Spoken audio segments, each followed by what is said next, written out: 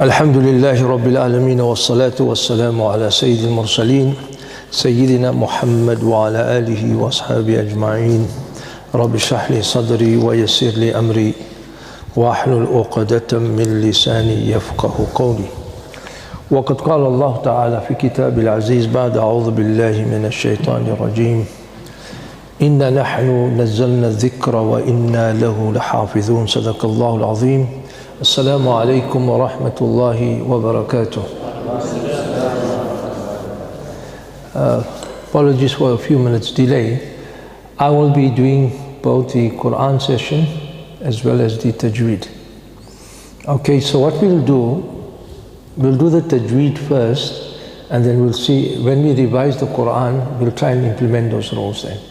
Okay, last week what did you do with Sheikh Hanif Moas in my session?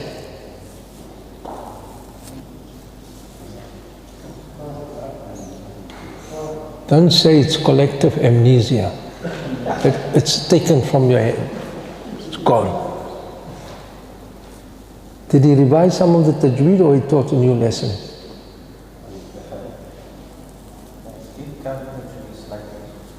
Okay, did he do the rule of izhar?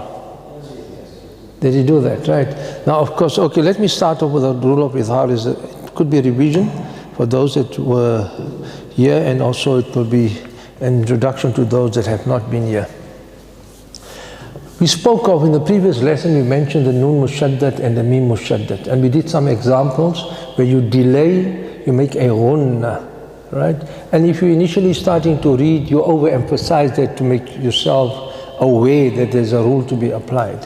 We move on to the next section, which is divided into four. It is known as Ahkam At-Tanween wa Noon As-Sakina, the rule of a noon with a sukoon and a tanween. Now we know what a tanween is, right? It is just two lines on top, two lines at the bottom, and an upside down vowels, two of them. Okay, that's tanween. Now that rule is divided into four sections. Now we will look at the first one. Sheikh Hanif Moas did do it with you, but I'll go through it again. The rule is very simple. It is, this is how the rule goes. Whenever a noon sakin, now a noon sakin, or a tanween, now tanween could be two lines on top, two lines at the bottom, and your two dhammas, one facing each other, right? Whenever a noon sakin or tanween is followed by any one of the six guttural letters. Now remember, we spoke about where the letters emanate from. And we said some of them come from the throat. Hamza, ha, ain, ha, and ghain, kha. Right? Now if a noon sakin or a tanween, one of them, and tanween could be one tanween obviously, is followed by any of the six letters, Hamza, ha, ain, ha, and ghain, kha. Any of the six letters, right? You read without nunation, without a ghunna.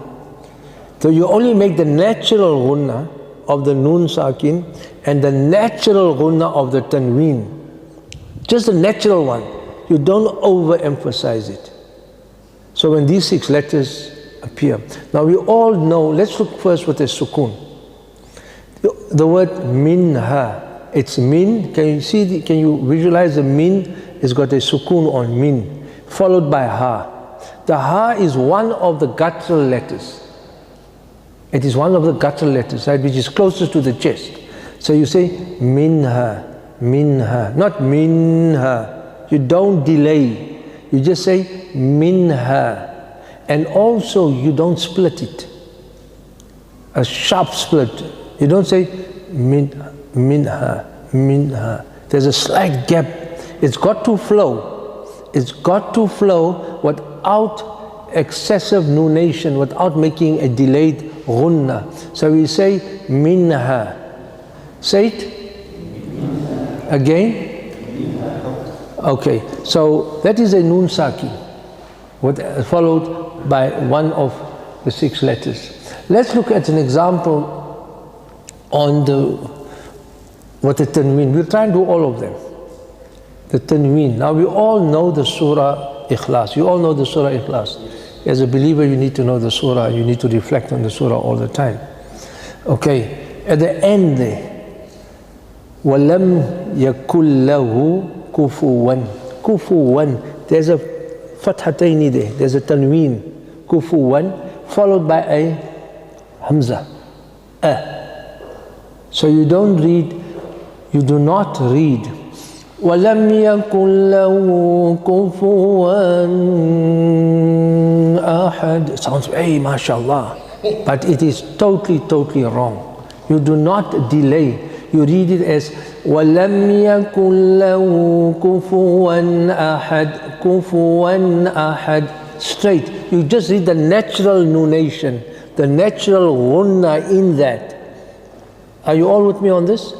وَلَمْ يَكُنْ لَهُ كُفُوًا أَحَدٌ. Say it. Again. The last two rows. Back, can you, the last two rows do that? Let's do the last two rows. وَلَمْ يَكُنْ لَهُ. Again. And the remaining of you?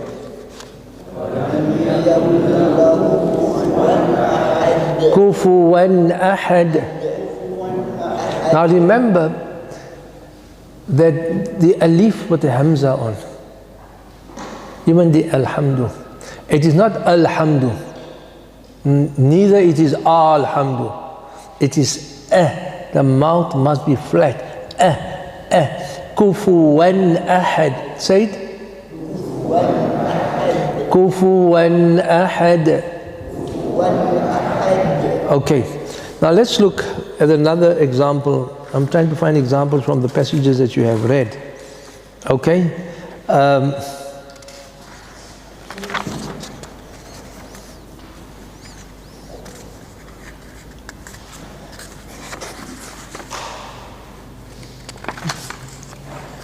Okay, this has got the next rule in here, but okay, Surah Al-Qari'ah. You people did Surah Al-Qari'ah? Did you read it with Shaykh Hanif Boas? Yes or no? I see someone saying yes, someone saying no. Yes, okay. In there, we won't read the whole surah, but we'll just look at this where this is. وَأَمَّا مَنْ خَفَّتْ. You all have heard of that ayah? وَأَمَّا. Again, it's a noon, a meme with a shadda on. So you make a slight delay. وَأَمَّا. Now, man khaffat. Man khaffat. It is a noon sakin followed by the letter kha. The kha is closest to the mouth. وَأَمَّا مَنْ خَفَّ. وَأَمَّا مَنْ خَفَّ. وَأَمَّا مَنْ خَفَّ. That وَأَمَّا مَنْ. Yes, you're jiggling with your nose. People say, MashaAllah, is reading nice. But it is flawed, it's a tajweed error there. وَأَمَّا مَنْ خَفَّتْ. Read it. Once again. Okay. Let's look for another rule. إِنَّ اللَّهَ بِكُلِّ شَيْءٍ عَلِيمٌ. It's a tanween, kasrataini. بِشَيْءٍ A is again middle of the throat. Ain, hamza ha, ain ha, ghain, kha.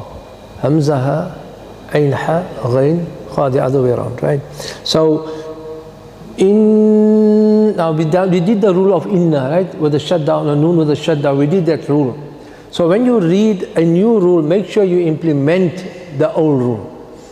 Inna Allah bi kulli shay'in alim. Shay'in alim. Read it.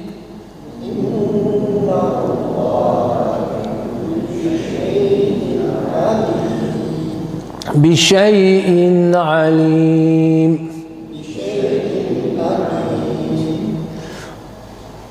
والله عليم حكيم.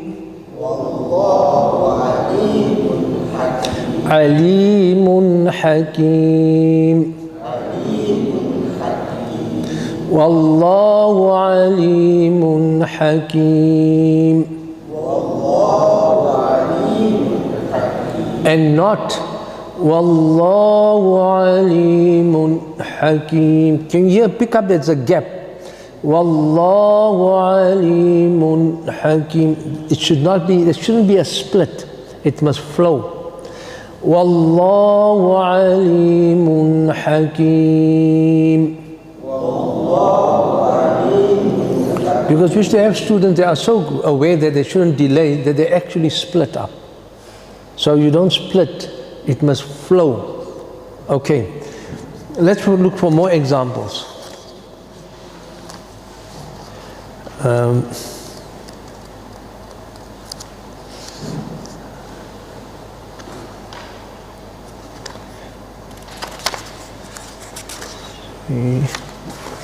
I want to get examples from these surahs so it's be easier.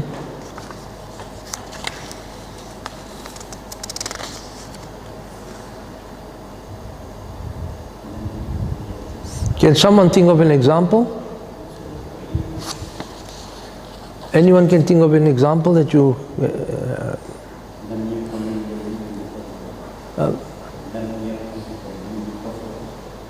Lam yakul lahu kufuwan ahad. Okay, we have done that one, right? Let's see in Wadduha if there's anything.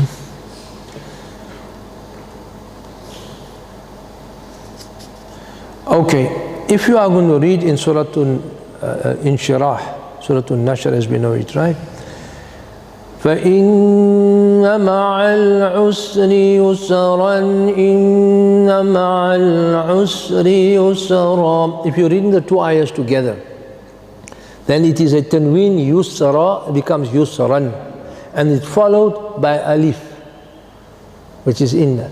So you read it as فَإِنَّ مَعَ الْعُسْرِ يُسْرًا إِنَّ مَعَ الْعُسْرِ يُسْرًا. Read that.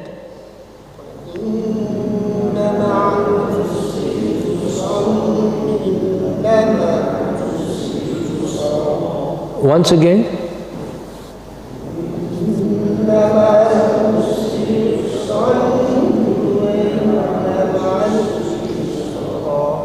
Okay, let me get the Mus'haf there quickly to get more examples on this. In Bayyinah.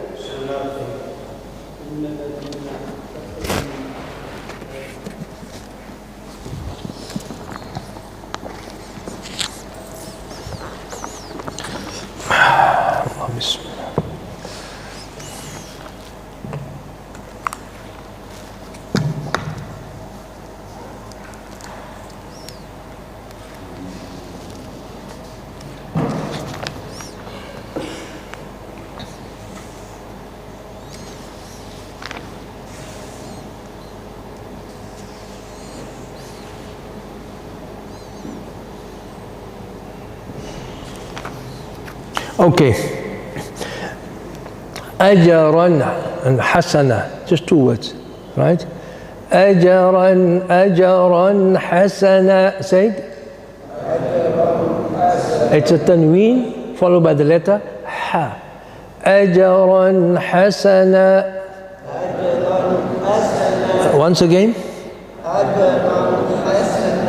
Again.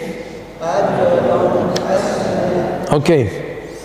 عذابا أليما عذابا أليما. Someone is reading it as a Ain. Ain Alim has got to do with knowledge, and Alim has got to do with severe, painful. عذابا أليما. Be careful by reading a ayn and a. You have to be aware, like the ha and the ha. And in Arabic, if you really peruse a lexicon or even a dictionary, you will see that you're reading it with a ha and it's a ha. And you'll find another word, it's got a ha in it. You know, so it can change the meaning completely, or it can make nonsense. Okay? Now let's look for another one. Let's look for an easy one. Okay. Min khalqin jadid in Surah Qaf. It's min, which is nun sakin with a sukun, min. Khalqin, kha I told you is upward. Remember I spoke of the 7 letters where your mouth is slightly rounded. Kha, not kha, not Khalid, Khalid. Okay? Khalqin, khalqin. So, min khalqin jadid. Say it. Min khalqin jadid.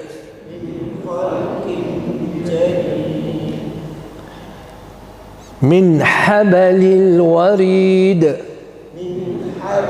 Again, nun sakin followed by the letter ha. Min habalil warid. Once again. Man and khashiya ar-Rahman. Man khashiya ar-Rahman. Man khashiya, it's a kha. Remember nun sakin followed by the letter kha. So it is a nun sakin followed by the letter kha, which is one of the guttural letters. You do not make a ghunna besides the natural ghunna of the noon. Noon and mim emanates from the nose, right? So you would say man khashir and not man khashiyar rahman. And unfortunately sometimes when you go to functions and the person is reading well, but he hasn't done tajweed. He's got a beautiful voice and, you know, a bit of breath and all that, but he hasn't done tajweed. So may read this as Man khashiyar, and people say Allah, Allah, you know, but a person that really knows tajweed will know if there's an error in tajweed. Okay? Man khashiyar rahman. Again? Okay, so let's go back again to these the rules that we are doing, which we have done last week, and I've revised it today. It is a simple, the text is very simple. I wrote the text so a person or a child who's in primary school can understand, because tajweed is nothing intellectual.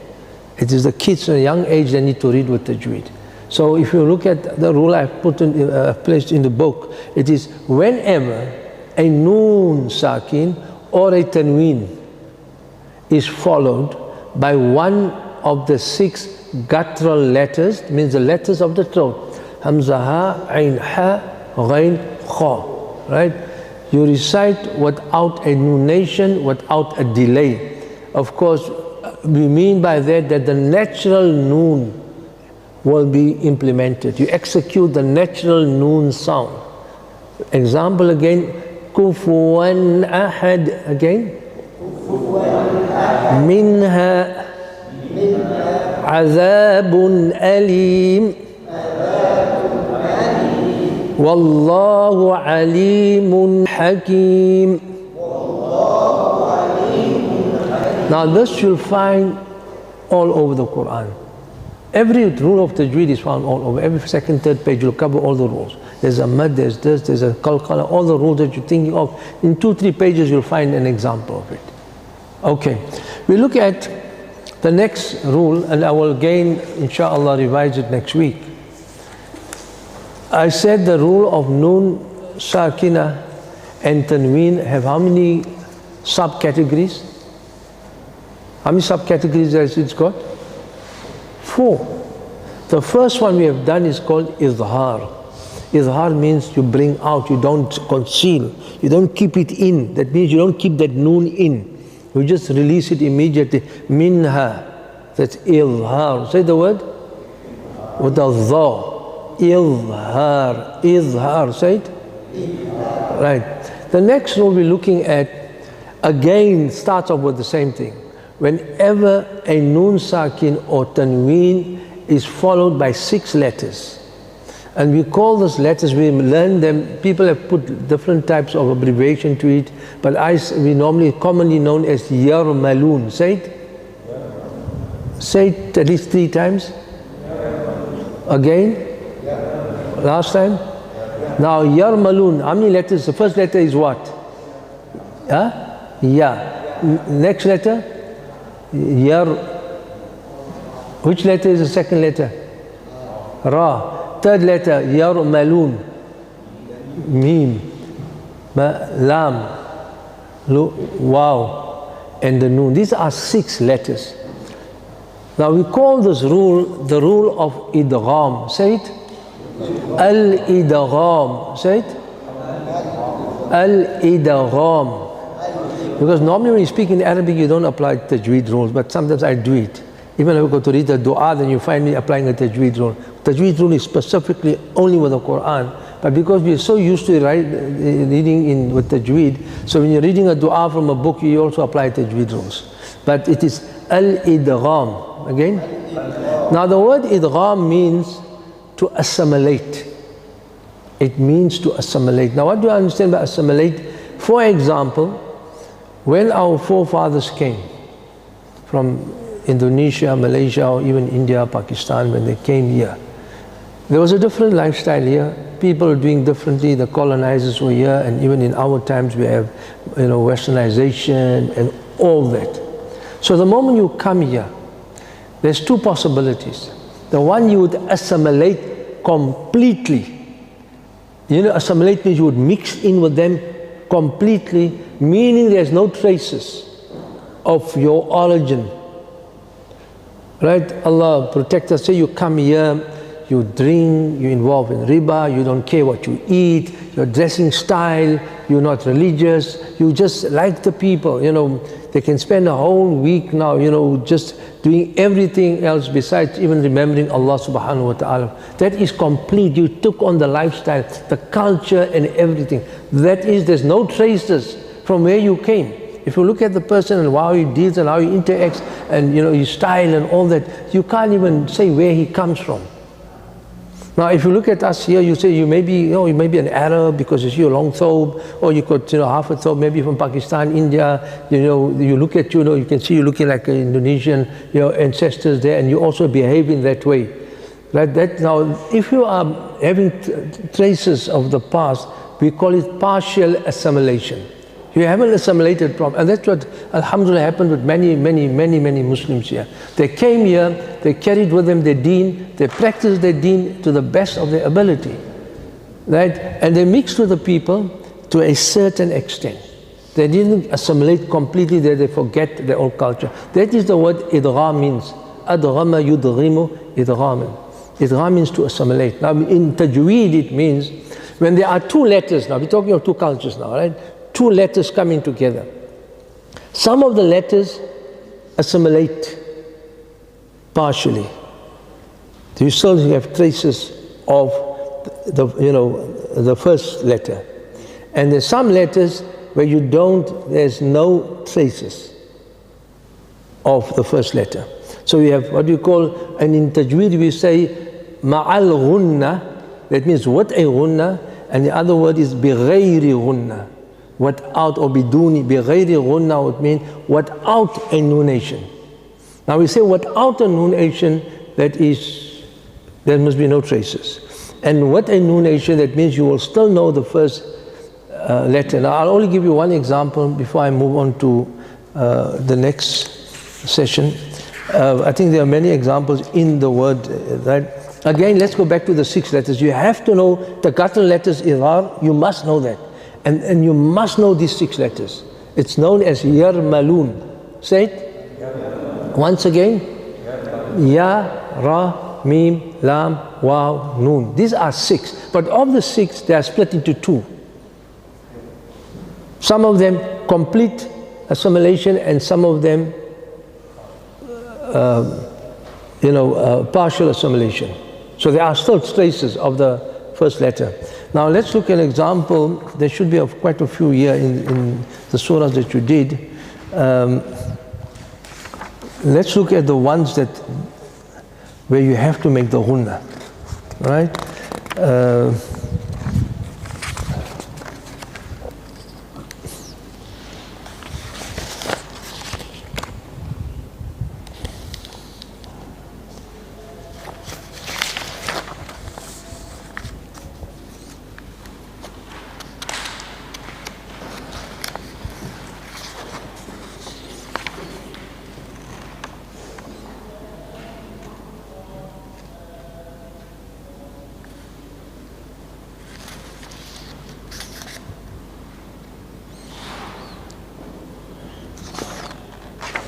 Okay, there should be examples in the notes now.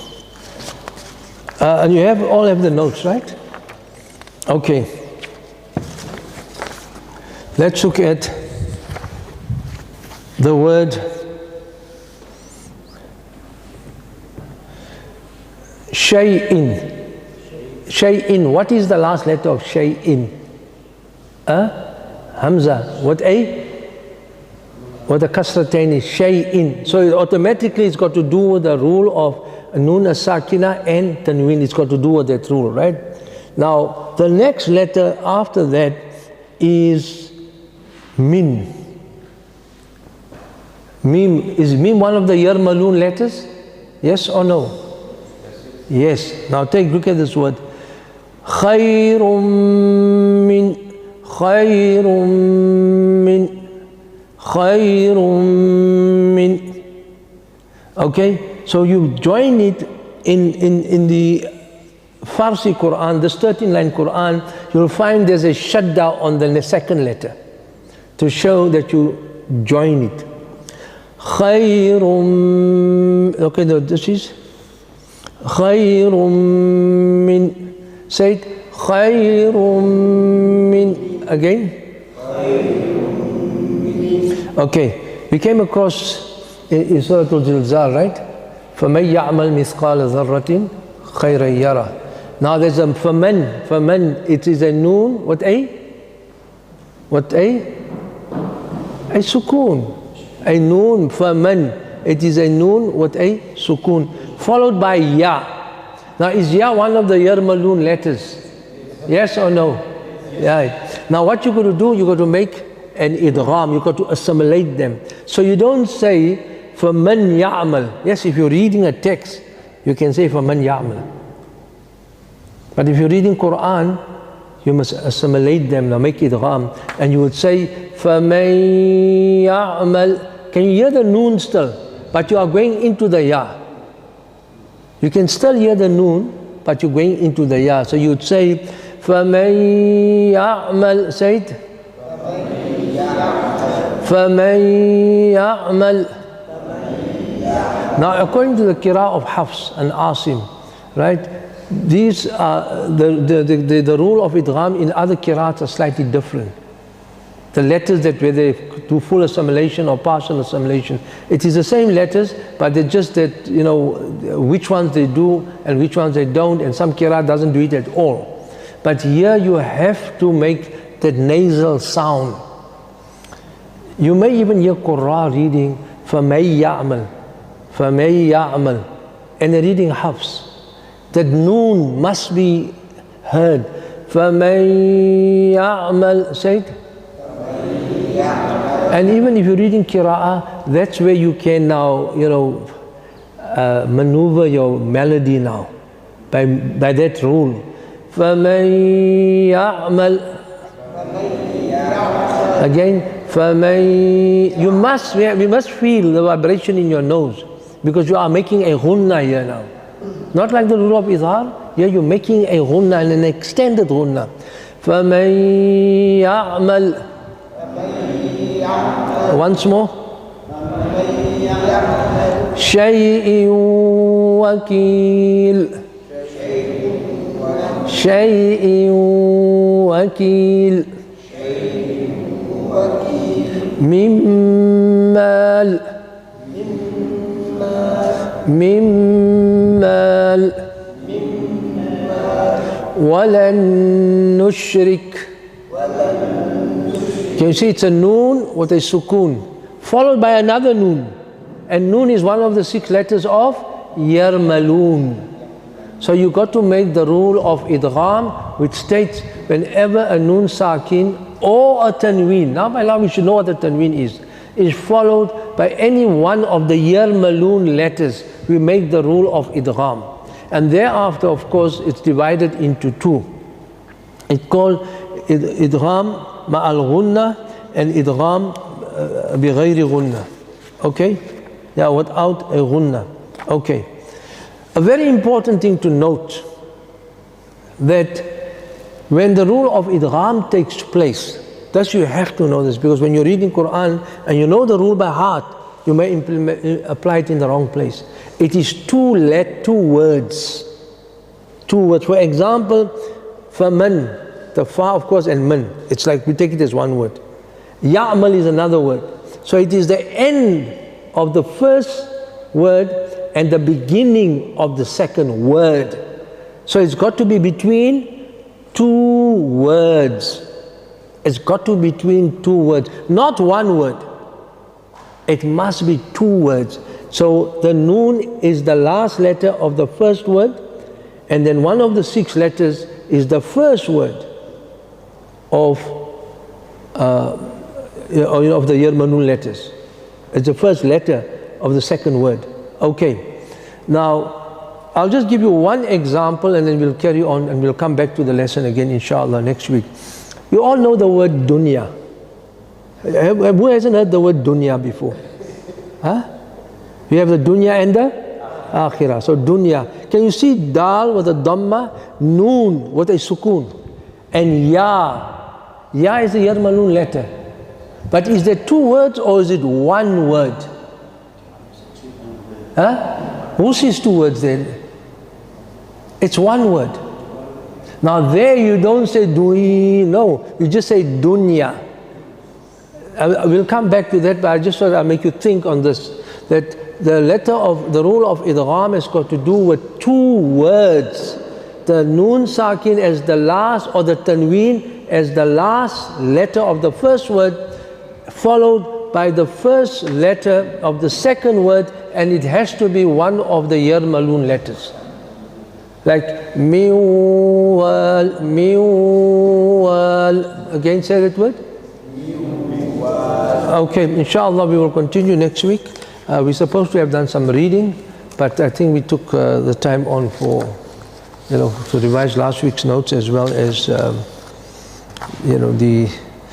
just introducing today's letter. So thus far we have covered. We've spoken of the definition of tajweed, the importance of tajweed. We've spoken of how many letters are there in the Arabic alphabet. We've spoken of what I call downward letters that are read flat, like your a, ba, ta, tha, ja, flat. And then the 7 letters, which are your huruf al-tafkhim, your mouth is slightly rounded. You don't say Khalid, you say Khalid. Sabir, not Sabir. Sabir. Ramadan, da, Ramadan. So these are the 7 letters. And then we also moved on to the rule of noon mushaddad and mim mushaddad, like inna, thumma. You got to produce a nasal sound. You got to do a slight delay there. And the noon shadda is the heaviest of the ghunna rules. And then we started a new heading, the rule of noon sakin and tanween, and we said it's got 4 categories. The first one is the rule of izhar, which means you reveal. You don't conceal that noon, but you read the natural noon of it. Minha. There is a noon, the minha. Okay? You do not delay, you don't extend the ghunna. And the rule that we have just started now is it's a rule of idgham, which means assimilation, and it's got to do with 2 words. The noon sakin or tanween, which is the last letter of the first word, and it gets assimilated into the first word of the first letter of the second word by either a means of a tajdeed. In the Arabic Qur'an you won't find it, you must know the rule. You won't find a shadda there. Like if you look at the normal Qur'an, it's got a shadda on to tell you got to make an idgham, you got to connect. But the Arabic Qur'ans understand that you know the rule. So you would read it as فَمَن يَعْمَلْ. Okay. We'll have just a 2-minute break. Are there any questions?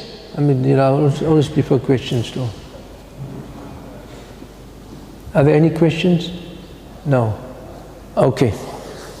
We'll have a 2-minute break and then we will continue. I'll be doing something on tazkiyah, inshallah.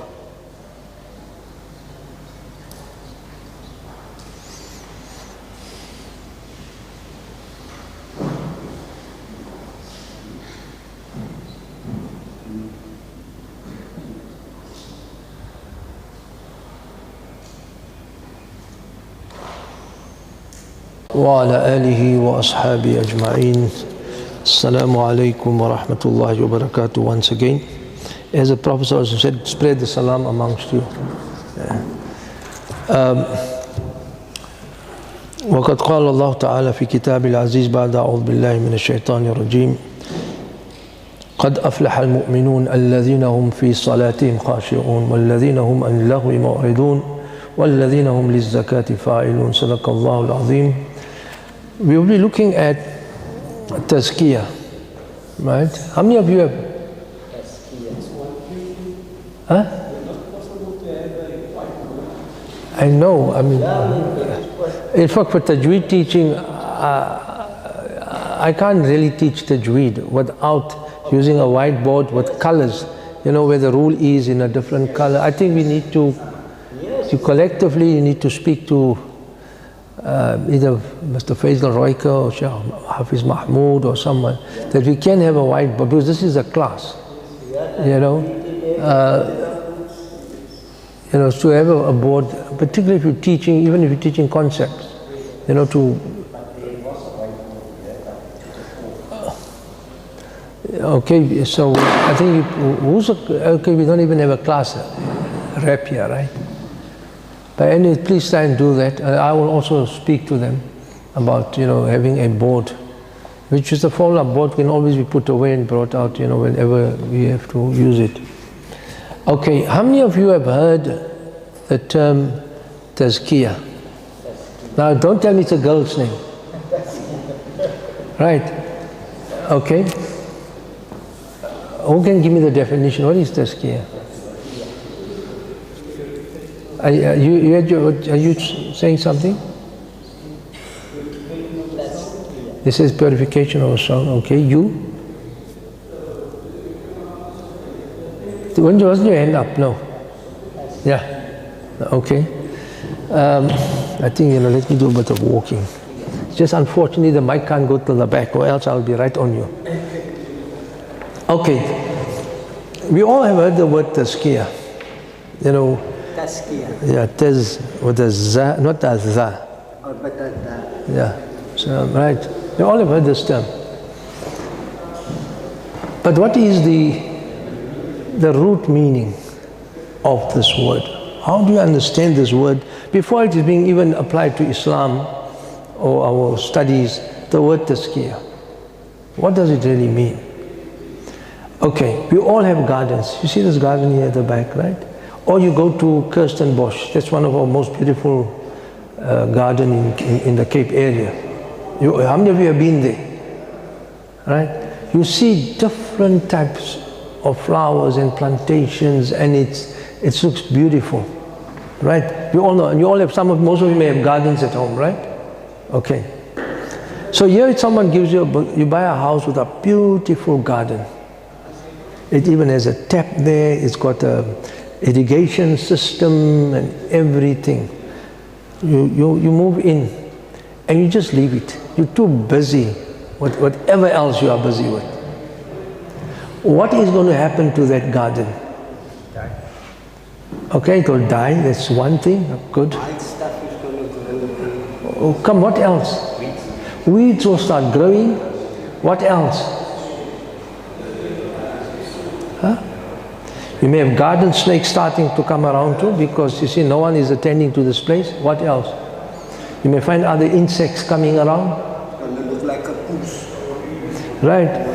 Now that is, tazkiyah means to weed out anything that is going to be destructive, anything that's going to destroy, anything that's going to harm that garden. So you're busy. Okay. Now you get a Ahmad and Company gardeners, they're garden specialists. You call them. And they come in and they work for the whole day, they do everything, you know, you pay them, they're gone. Are you done with the garden? You still have to? You still have to keep an eye on it. Because the moment you sleep, or you're just too busy with anything and everything else, that garden is going to grow. Things are going to come up again. The weeds will start appearing, and things that you don't want to be in your garden because of wind, or even a dog or a cat can come through and they could be carrying some seed on them and drop that seed there, and you'll find different things growing. Right? So it means it is a continuous thing. It's not an event. Calling the gardener coming in one weekend, doing a good job, that's an event. We call that an event. But it is a process where you go and you, all the time you've got to keep on that. Now let's come to us as human beings. Allah has created us on the fitrah, has created us pure, and we, as we grow up, our environment then impacts on us. Impacts on us. You know, we see people doing things, we want to be part of it. What we're supposed to do, we start neglecting it because we are being attracted there. And most importantly, and this is, I've been telling this to my students for the past 10 years at Madina, we have one serious enemy. Serious enemy. He has taken a vow. Who's that? Shaitan. In the Quran he says, Allah, your servants, I'm going to go from the front, from the back, from the left, from the right, from the top, from the bottom. I am going to surround them. So as pure as you think, or you have created them, I am going to distract them. So you have that enemy, it's given. Then your environment, and of course Shaitan will encourage you, make what we call waswasa. You all know the last surah? Surah An-Nas, the word waswasa is used, which means whispering, the whispers of Shaitan coming there to detract you, not paying attention to yourself. You were created, Allah has created you in the best of conformations, has created you in the best form, you know, has given you the Quran as a guide, the final Rasul sallallahu alayhi wa sallam has given you all that. But Shaitan will come, your environment will come and distract you. So tazkiyah is where you start looking to address those defects within you. You're starting to address, means you're trying to purify yourself. As he said, it means purification. Like the garden from its meaning, its root word meaning, it means to weed out your garden. It means cleaning it out. And if you look at that, it means it's a continuous process. So the same thing with ourselves. You have to continuously look at that. And every time, as we have like diseases, physical diseases, who heard of COVID 2,000 years ago? We don't know if there was COVID or not, because we have equipment now, we can see it's a COVID virus or this virus. There were so many diseases unknown. We have seen them. So in the same way, a lot of distractions will come and it will eat away from you. So when you try to purify yourself, it's trying to address those weaknesses, those defects. An example, you may have heard of Imam Abu Hamid al-Ghazali rahimahullah. I mean, one of the great scholars in our Islamic history. He died in the year 505 Hijri, right? Just under about 950 years ago he passed away, right? He wrote many works on tazkiyah. The famous work is Ihya Ulumuddin, right? Now, how did I come to it? Mentioning him. Before mentioning him, what did I say? Before mentioning Imam Abu Hamid al-Ghazali rahimahullah, what did I say?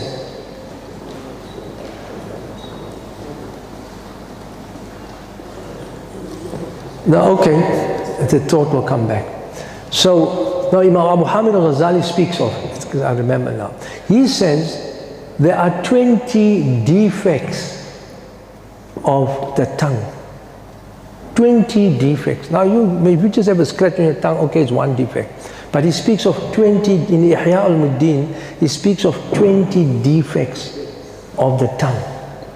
And then there are even more spiritual diseases in the heart. The medical fraternity will tell you there are so many heart diseases. But the ulama or the spiritualists in Islam will tell you in the heart diseases spiritually it's many folds more than the physical diseases. So tazkiyah means where you start addressing that the diseases that you have, or protecting yourself from those diseases coming into you. That is what tazkiyah is. And again, I said this before, it is not an event. Allama, Hazrat, Shaykh, Pir Sahib, Maulana, whatever comes the weekend, we have a quick dawrah, we quickly have a session or two, and we feel we're going to walk out purified. You are deluded. You are deluded. It is a process. It is a lifelong process. Now, a very important thing is, and tazkiyah also means, normally when people ask me what you teach at Madina, I said, Ulumul Quran. I also teach tazkiyah. What is tazkiyah? I said, no, for you to become a good human being.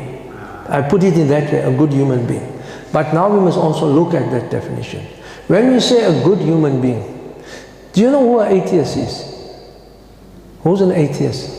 Not here, I mean, but who's an atheist? A person? Somebody that doesn't believe in Allah. Doesn't believe in a divine creator. Right? A khaliq, a creator. He doesn't believe in a creator. Right? But you know, there are, of course that is fundamental, not believing in Allah. But there are good atheists around. They do good work. They worry about the environment, they worry about the animals, they worry about freedom, they worry about this. Some of them may not consume alcohol because they can see what happens with people who consume alcohol. Maybe ham or something you have for breakfast, they have that, you know, they don't see anything much with that. But they generally leave, they are willing to help and all. There are atheists like that. There are. Like we see in Christians and in Jews there are good people. Right? But in Islam, it is not only that you are good, it is that you're getting closer to Allah. That is the difference. When we're talking of tazkiyah, it is when you purify yourself and you become a good human being. But you are ascending, you are going up and up and up, and the path is long. The path is long. We can't say I have arrived. I'll give an example. How many of you, I'll ask you a question. How many of you had true dreams? True dreams we're talking of. Where you had a dream and just in a day or in 7 days, that dream, you had the dream and here it's happening. How many of you? None. Right. If you have a true dream, it's 1/40 of prophethood. To become a Nabi or a Rasul, a true dream is the beginning. So as we know, reported by Sayyidina Aisha radiallahu anha, that the beginning of the wahy to the Prophet sallallahu alaihi wasallam was a true dream. So what he used to dream is to come up like the sun rising, as clear as that. Now can you imagine if you're a Nabi and a Rasul, what is the level of 38? What is the level of 39? What is the level of 40 to we say you are a prophet? If you can't even have a true dream. So the journey upward is never ending towards Allah subhanahu wa ta'ala. We can't say, Alhamdulillah, you know, I've reached. You know, and then some of us would say, oh, Shaykh has reached the maqam, has reached the level. That journey goes on and on and on. There's no ending to it. So in tazkiyah, when you are on this journey of self-purification, you have to remember that it is your taqarrub ilallahi azza wa jal. It is your closeness, it's a movement that you're getting closer and closer and closer and closer to Allah. But also remember, the higher you go, the more missiles of shaitan are fired. Shaitan won't come talk to you and whisper to you if you're in the bar, if you're in the club, if you're in a gambling place. You are converted. You're doing a good job. As if you're in a masjid. How many of you, we have Asr Salah, the Imam takes about 6 minutes, right? How many of you can guarantee me, I'm talking of asking myself that question too, that when the Imam says, Allahu Akbar, Assalamu alaikum wa rahmatullah, you were in another zone. You were connected. How many of us? Because that's where shaitan, the whispering comes, Allah, oh, my mother wanted me to buy, I forgot to buy the butter. That comes now in the salah. You start remembering those things. So it's the best place where shaitan comes. So if you're trying to do something good, shaitan will come and whisper you and bring these thoughts about something else. Or there are two options and you are going to do one of the two. And both of them are good options. But shaitan will make you do the one that is of a lesser category. It is good, but he doesn't want you to do that one. That's how shaitan works. Yes, and I tell my students, shaitan is real. We must, that's when the creation started, right in Jannah. Right in Jannah. So he is real and he's going to be there until Qiyamah. That's it. Allah speaks in the Quran. He's going to be, he's given that respite until then. So in our development of tazkiyah, you have to exert yourself. You have to make mujahada. You have to exert yourself on the path. And you are going to drop. You are going to be dissuaded. You are going to be distracted. But you need to come back on and then go onto the path. So this is to give you an idea of the definition of what tazkiyah is. And this is what the mission of the Prophet ﷺ was when the mission started on earth. When the nubuwah came to him, of course, fundamentally he was asking the people to worship Allah and not to worship the idols. At the same time, he told them adab, akhlaq, and we call it tazkiyah, to be good people, to be good. And it's not a ritual. It is something that you need to be focused on. We have to focus when you're doing a zikr, when you're reading Quran, when you're doing salah, you have to focus. And tazkiyah has got so many areas that one can to look into. From before you sleep, from the time you're making records of what you've been doing in the day, it is our own process. If you look at our great spiritual luminaries of the past, Sheikh Abdul Qadir al-Jailani, Sheikh Ahmad al-Rifai, Sheikh whether it's from the Indo-Pak, whether it's from every Arab country, whether it's in Africa, these people that reach those maqams, those levels, it was not a weekend event. They were away, they were in seclusion, their nights were awake, they were reflecting, they were pondering, they were trying to not even harm an insect. If we see now a dog coming in here, we'll try and chase him and take a stone and even pelt him, to get rid of him. Now this is how they reached those levels, because they were trying to do good, not harm anyone, but also try to see what spiritual diseases they have. Now, are there any questions on the sofa? Okay, we will look at the book that I'm teaching at Madina. We have two sections. One is Imam Abu Hamid al-Ghazali's work. It's called The Beginning of Guidance, which is available in English. Also, PDF copies are available, but I would prefer you, if you want to ever read a book on the bedside, is to read that book. You buy a copy and you buy it. And then this one here is by Imam al-Muhasibi, great scholar. He died in the year 243 Hijri, and he was a contemporary of great people, including Imam Ahmad bin Hanbal. So it means from the early period. Okay? Now, are there any questions that you have? On that subject, does jihad involve purification? We have to make this, I can use the word jihad, against yourself, against your nafs. Right. Does it involve that? No, the whole idea is what we call mujahada, is where you strive, as Allah subhanahu wa ta'ala says at the end of Surah Al-Ankabut, وَالَّذِينَ جَاهَدُوا فِينَا لَنَهْدِيَنَّهُمْ سُبُلَنَا وَإِنَّ اللَّهَ لَمَعَ الْمُحْسِنِينَ. the word muhsin is used. Now, muhsin, as you may have heard the hadith Jibreel. Have you heard the hadith Jibreel? When Jibreel alayhi salam came to the Prophet and put his knees to the Prophet's knees and asked him 3 questions. What is Iman, what is Islam, and what is Ihsan? Right? And that one, the third one of muhsin, Ihsan, that is that you worship Allah. It doesn't say to perform salah.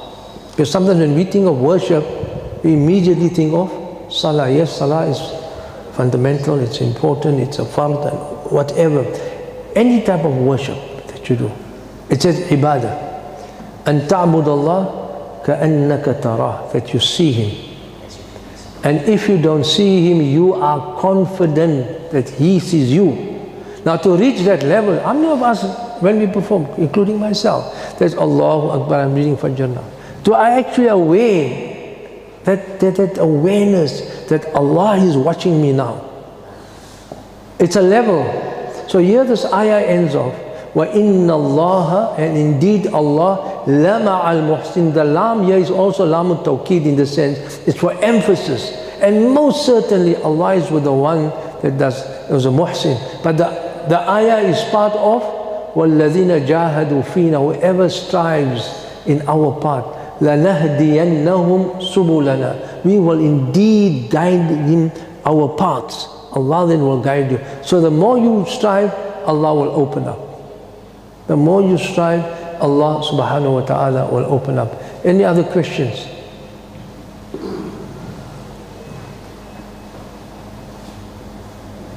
No? Now, Ustad, that's it almost like how can you break wind when you're in Salah, like most of our, because it is in the face of Allah Ta'ala. That isn't right? You see, personally, I always use the word the countenance of Allah. The Quran uses the word wajh. Now wajh, of course, like literal meaning would be in face, but I call it the countenance of Allah, because we do not, it speaks of wajhullah, but we don't, in Aqidah, I must have learned that from Shaykh Zayd. You know, does Allah have a form? No. So we are, Allah doesn't need our salah. That's one thing. You can do what you want to in your salah. He doesn't need it. Because there's a hadith, I think it's hadith Qudsi, that if everyone in creation of human beings are on the heart of the most pious of them. So if he is the most pious person in creation and everyone is at the same level like him, it doesn't add anything to the domain and the countenance of Allah. And if everyone is on the heart of the worst person, the whole creation is on the heart of the worst person, it doesn't take away nothing from Allah. He doesn't need your prayer, but He just wants you to, He's commanded you, you do it. It doesn't benefit Him subhanahu wa ta'ala in any way, He doesn't need it. But when you do it, you are getting closer and closer. And then of course in Tasawwuf you have different things, we call it kashf, you have unveiling, and those are different levels, and you know, inshallah we hope to get there one day. Now Imam Abu Hamid al-Ghazali, let me just sort of give you one example of the defect of the tongue. He mentions 20. What do you think would be the first one that he mentions in his work? Because of course sometimes when we mention something, the first thing, it could maybe be the most important thing. And I think it's the most important thing. Huh? Backbiting could be, but he's got another one there. Any other suggestions? At the back? Any suggestions on this?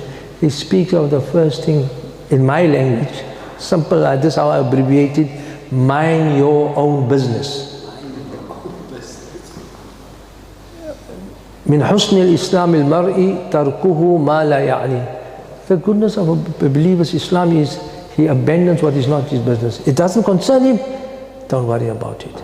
Just look at that one quality and reflect on it every day. When you go to bed, try and figure out, whose business was I worried in today?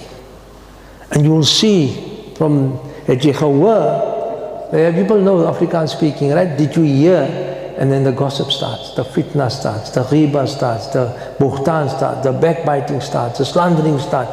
Just that. You try and take account of that one and work on that one only. That you're not concerned of, yes, good about other people, proclaim it. Go about and tell me, mashallah, I met a person, he was a good person, he spoke to me, he gave me some advice, and he saw me doing something and he guided me. Speak about the good. But anyone's flaws, or you heard from someone slandering someone and someone and all that, first thing, you shouldn't be hearing it. But if you heard it, it just stops there. You're not going to go and spread it further. That is the first step, and he's mentioned 20, some scholars have mentioned 40 defects of the tongue. 40. He's mentioned 20. And amongst them, I'll mention another one. I'm not going to go to the book itself now. I'll just mention another one, which in fact men are also involved in it, but mostly a lot of women are involved in it. Just good they're not around. Right? Is we follow celebrities. True or false? Celebrities. Whether it's our soccer star now in Saudi Arabia, or whether it's this one, or that, the princess, or the prince, and she's getting married, and the baby is born. You insisted not with your own nephew, your own brother's child born, how the child looks, but you want to know, like, who does the child look? Does it look like him or her? Imam al-Ghazali speaks of where you get involved with issues that those people, if they see you, they don't know you. The princess will come, say from Britain now. You've been following her, and what's happening. Those days, our days was Princess Diana, right? I think some may remember Princess Diana, right? And there are other princesses and princes. They come and they walk in the center of Long Street. You know that they're going to be coming down the road, and people are queuing up, and you're also standing there, right? That she or he will pass, won't even look at you, and yet you're following her or him for many years. This is what he's talking of. You're occupying yourself with someone that doesn't even know you. These are celebrities, soccer stars, rugby stars, tennis players, movie stars, you name them. Celebrities we follow. We want to know what is happening. Did you know they got divorced after 5 years? And you want to know what happened. You're thousands of miles away, but you want to know now. Try and find in the media, in the internet, what actually went wrong. This is what Imam al-Ghazali speaks of as one of the defects of the tongue. It's linked to the first one, stay out of it, it's not your business. But secondly is you're wasting your energy. And the more you place on yourself other things, you become toxic. You become toxic, and you are not what you're supposed to be doing. You're not excelling in that, because you have these other thoughts that are with you, things that are not your business, doesn't concern you. The individual doesn't even know who you are, what your name is, where you're living, and nothing, but you are concerned about that individual. Rather, look at the Islamic great personalities. Look at their lives. Look at how they achieved. Look at how, if they were so-called academic scholars, how did they write, or what did they write? This is what we need to engage ourselves. And that's the defect of the tongue, when you are worried with people that don't even know you and hasn't brought any benefit to you. They haven't even brought any benefit to you, and you are concerned about them. The World Cup was on. How people are following what's happening with Ronaldo? I think he's getting paid $1 million a day or a month, I don't know, dollars or whatever in Saudi, and you are concerned. He's not going to give you a cent. So this is part of tazkiyah, where you start abandoning these distractions. These are all, I put them under distractions. They are there to distract you. And so, if you take all these things out, if you look at this 20 defects that Imam al-Ghazali speaks of, and again you look at some of the diseases of the heart, and you work on them, and you'll slip, you work on them, you'll find you'll have enough time to engage in your worship. I'm using the worship as a big term. Besides the musalla, serving your community, serving Muslims, serving non-Muslims, serving creation. There's a shortage of trees, and people are going to be planting trees. You make it your duty, you want to be part of that. That is Islamic. irrespective, it says now the Red Cross Society, you know, it's no Islamic name, no Arabic name on it, Red Cross Society. You go and you go and help because they're doing something for the environment. I'm just giving you an example. So this is, you start having time for those things. And when you're involved in those things, you feel a peace of mind, you find tranquility within yourself. You've done something for the environment, you have done something for creation. And I'll give you an example of, have you heard of the Naqshbandi Tariqah? Those that are in Tasawwuf or in Turuqs or Silsilas, the Naqshbandi Tariqah. Baha'uddin Naqshbandi, he is the Tariqah he belonged to, and then he took his name, Baha'uddin Naqshbandi. When he was now wanting to go on the spiritual path, to go and make bay'ah with the Shaykh, to be mentored by a spiritual master, this is said about him. He went there and the Shaykh told him, I can't take you on. You need to do some work first. What's the work? Leprosy was rife at that time. You have to learn of the disease of leprosy, right?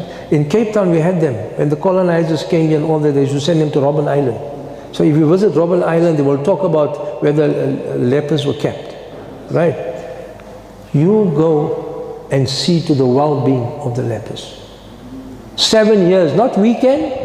We want weekend khidmah, right? Done my khidmah for the weekend and I'm done. No. 7 years you're going to do that. He wanted to reform himself. He went there for 7 years. He came back. The Shaykh says, no, you're not ready yet. All the sick animals in the town, take care of the animals. Animals, he started now. Seeing, making sure it's summer degrees, maybe 44 degrees and whatever else, and looking after the animal, seeing there's water, if the animal is sick, see what he can do for the animal, 7 years. And the third one, I think, was to look at the elderly and sick people. Go and do that. After that, the Shaykh said, now you are ready to be my student. And therefore he excelled. He excelled in his spirituality. Baha'uddin Naqshbandi is buried in Uzbekistan. Now, if you look at our great masters, spiritual masters, right? It wasn't an overnight thing, it wasn't an event, it wasn't a karama. The Shaykh just put his hand on his head and he became a wali. No, that's not in my books. It is mujahada. You have to strive. You have to work at it. Yes, you take your responsibility that you have towards your family, your children, your parents, your neighborhood, but you also have to work on yourself. And if there are flaws with it, you go back and you try and rectify it. This is what, in a nutshell, what is tazkiyah about. Okay, are there questions? You should have some questions. No? Any question, as Madina, we normally say there's no question off the table. This is how we teach at Madina, there's no questions off the table. If I don't know the answer, I will use the Imam Malik expression, La adri, I don't know.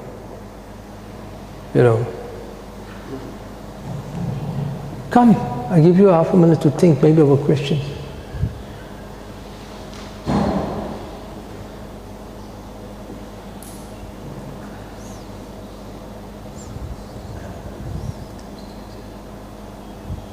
No? At the back? I know when you're outside you make a big noise, right? Think about anything that you feel that you would want to ask.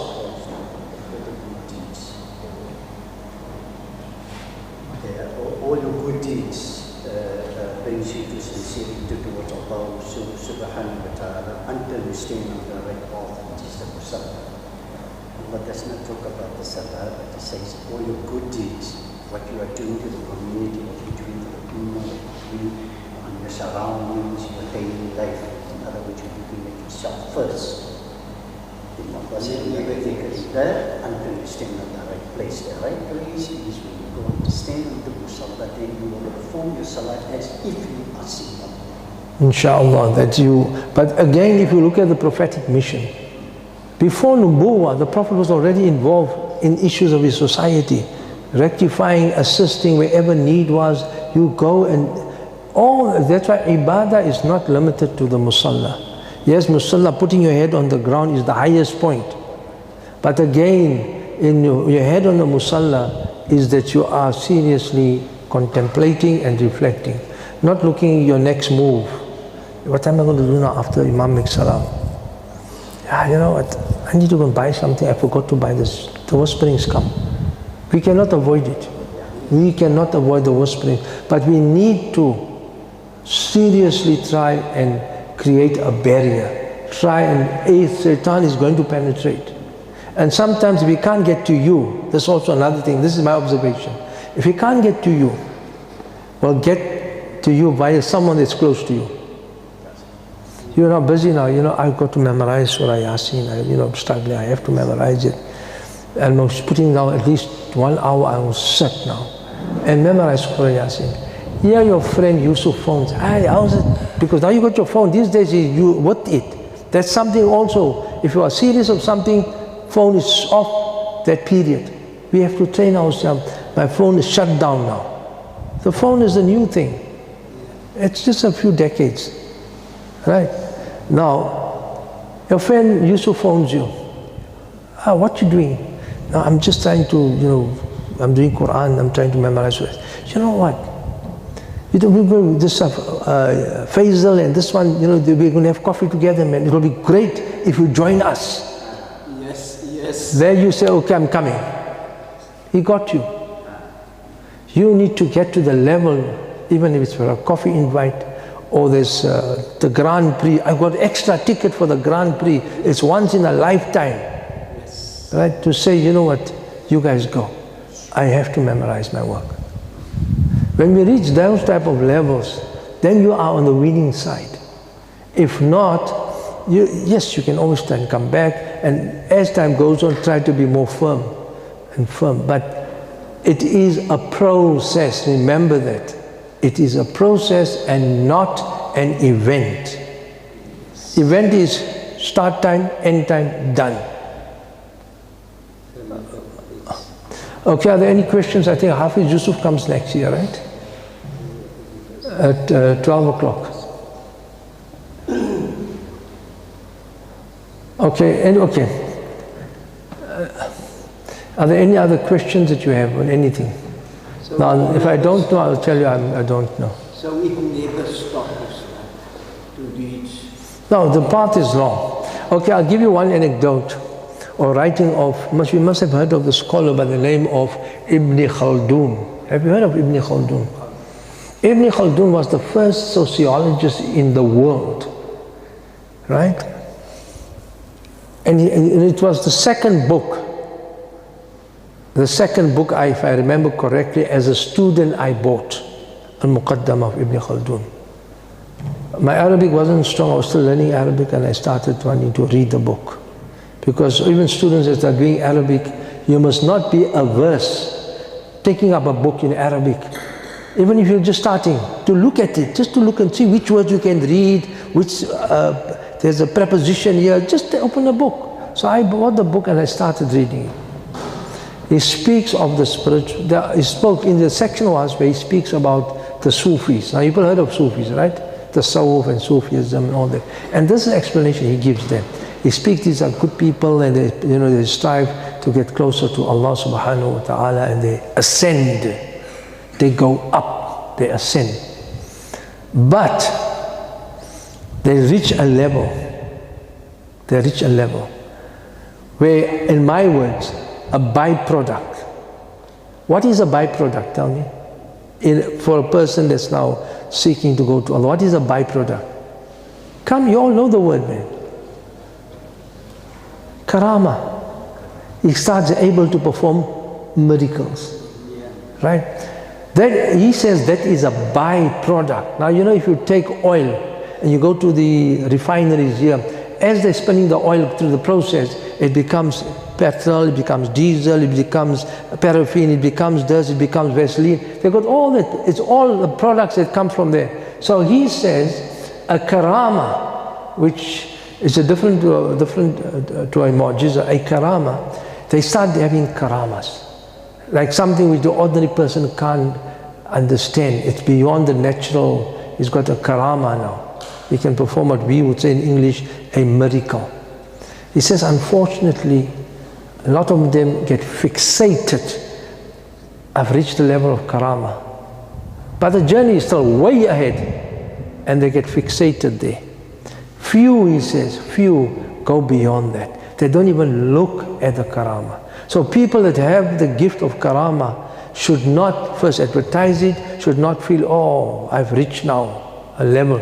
No, you go beyond that. This is what Ibn Khaldun, if I remember from his work, speaks of. But more than that, he says the followers who are the fuqara or the murids, what do we do? Tell me, what do we do? Hey, you know my sheikh, oh, he can perform karamats. Oh, you know my sheikh, he was a man that performed karamats. That is our discussion. And we are deluded because we will not get to that level. What you need to look at, how did the sheikh get there? How did the sheikh, what was his life, what was his nights, what was his day, what was his concern, what was his involvement? You got to look, try and find out how did the sheikh get on the path that he could, by the permission of Allah, start, the level of a karama. That is what you got to look at, not speak of his karama. You're wasting your time. Now, to end off, you all must have heard of our great Sheikh Abdul Qadir Jailani, right? Rahimahullah. Now, as a child, as well, I was growing up, they used to have what they call it the Mosim, they call it the Urus, or what they call it, of Sheikh Abdul Qadir Jailani. So we go there. That's what's going to be kawali and nice food and all that. The Maulana will come and speak there, as kids as we were growing up, only speaks of the miracles of Sheikh Abdul Qadir Jailani. Only miracles. And we are, wow, that's what we all are concerned, miracles. But I won't get to that miracle. I need to first know, how did the man, how did he spend his nights? How did he spend his days? How did he was concerned for the disadvantaged people? And whatever he was doing, how was his 24 hours a day like? And for how many years was he involved with it?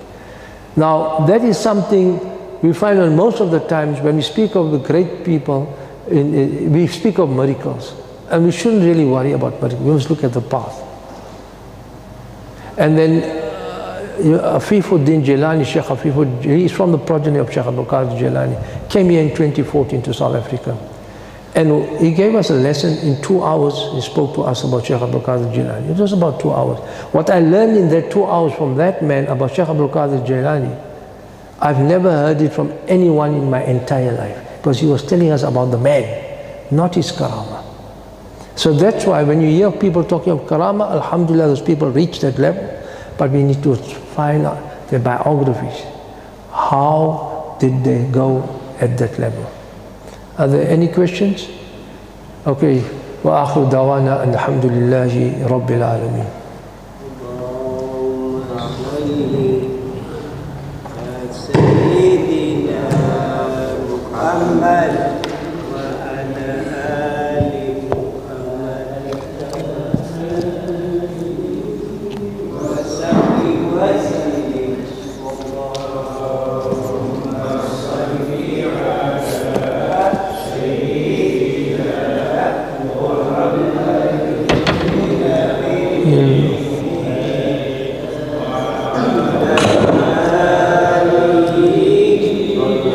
Are you taking them over now? Yeah, okay. Just give them a few minutes break, eh? Okay, sure. We only have 20 portions. There's a function here. Oh, so only 12 to 20 portions. Oh, okay. You should have told me. I would have stopped early.